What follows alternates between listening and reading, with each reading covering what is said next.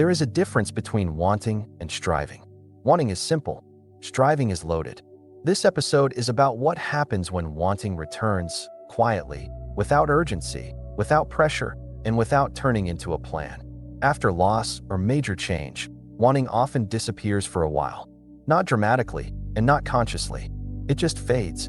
Preferences flatten. Desires feel distant. The future stops pulling. This isn't indifference.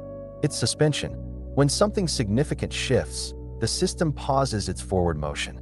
It stops reaching. It stops projecting. Wanting requires trust and continuity, and for a while, that trust isn't available. So when wanting begins to return, it can feel unfamiliar. You may notice yourself wanting small things first. Comfort, quiet, a particular food, a certain kind of day, nothing grand, nothing symbolic. And you may hesitate, not because the wanting is wrong, but because you've learned how fragile wanting can feel. This episode is about that hesitation and about recognizing that wanting doesn't have to turn into demand. Wanting can exist without needing to be fulfilled, without needing to be justified, without needing to lead anywhere. You may notice that wanting now feels lighter than it used to, less attached to outcome, less charged with meaning. Before, wanting may have been tied to identity, to progress, to becoming someone. Now, it appears more simply. You want something because you want it, and that's enough. This simplicity can feel strange. You may find yourself questioning whether wanting is allowed, whether it's premature, or whether it means something about what you've moved through. But wanting doesn't erase anything. It doesn't undo loss. It doesn't signal closure. It doesn't betray what mattered. It just indicates that the system is no longer fully withdrawn. There can also be a fear here. Fear that wanting again will lead to disappointment. That caring will invite pain. That preference will expose vulnerability. This fear isn't irrational. It's memory-informed. But wanting without urgency doesn't demand exposure. It doesn't push. It doesn't insist. It rests lightly. This episode isn't about encouraging desire or pursuing goals.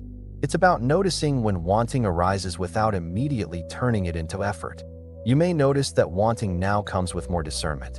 You want fewer things, and you want them more quietly. There's less appetite for excess, noise, or distraction. This isn't limitation. It's clarity. Wanting that returns after loss is often more honest, less inflated, less performative. It reflects what actually feels nourishing, not what should feel exciting. You may also notice that wanting doesn't arrive consistently. Some days you feel a pull towards something. Other days, nothing calls you. That fluctuation isn't instability. It's responsiveness without pressure.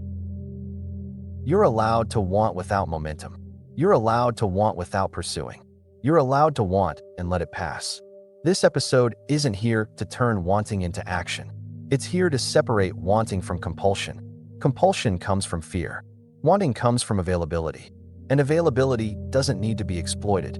You may find that wanting now feels closer to listening than reaching.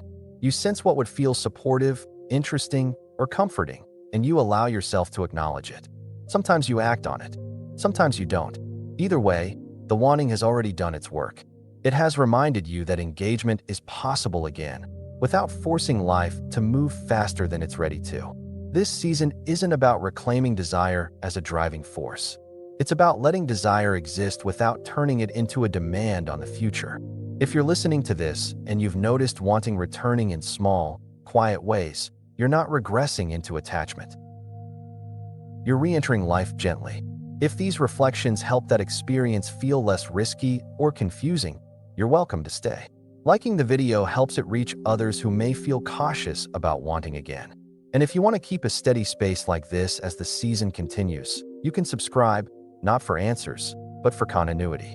If someone you care about seems to be wanting things again after a long quiet period, you're welcome to share this with them, only if it feels right. Wanting doesn't have to lead anywhere. It just has to be allowed.